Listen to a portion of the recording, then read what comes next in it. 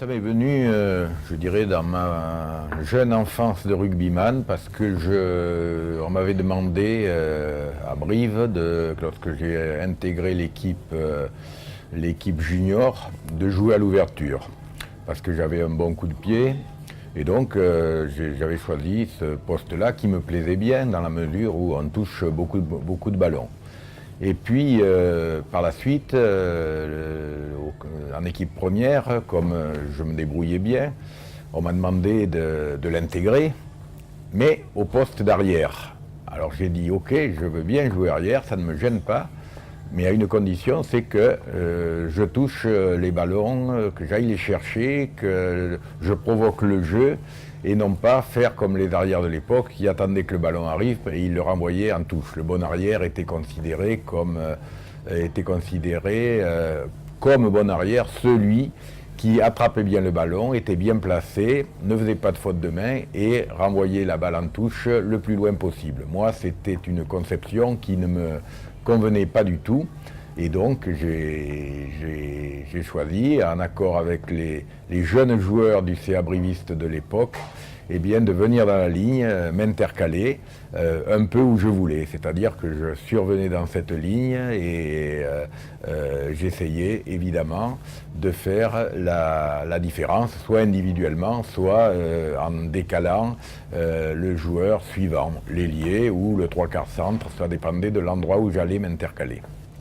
Donc c'est lié essentiellement au fait que c'était mon plaisir personnel, je voulais bien jouer au rugby, mais je voulais avoir la balle. Donc si la balle ne venait pas à moi, c'est moi qui allais la chercher. J'avais joué au football. J'étais à l'école primaire, on jouait au football. Ensuite, il n'y avait pas dans les clubs des écoles de rugby, donc il fallait bien faire du sport sans rugby. Mais dès que je suis rentré au lycée, j'ai joué avec l'équipe du lycée, les Muguets de Cabanis, et là, on m'a mis immédiatement buteur. Alors j'ai fait comme tout le monde au départ, j'imitais mon grand prédécesseur, grand performeur, je dirais, en ce qui concernait le jeu au pied, Pierre Alba-Adéjo. Je tapais donc de la pointe, parce que tout le monde le faisait, j'avais pas de raison de changer ce qui marchait bien.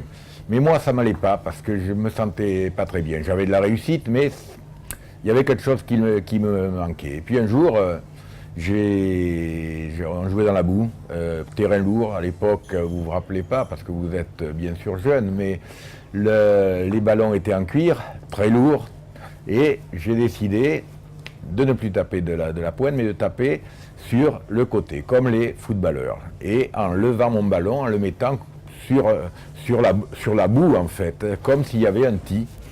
Et là, j'ai eu beaucoup de réussite, j'ai pas manqué un coup de pied.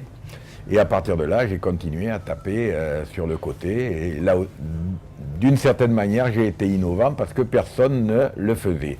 Et mon grand succès, ça a été bien sûr en Nouvelle-Zélande, lorsque j'ai réussi un coup de pied de 60 mètres dans un test match contre les All Blacks.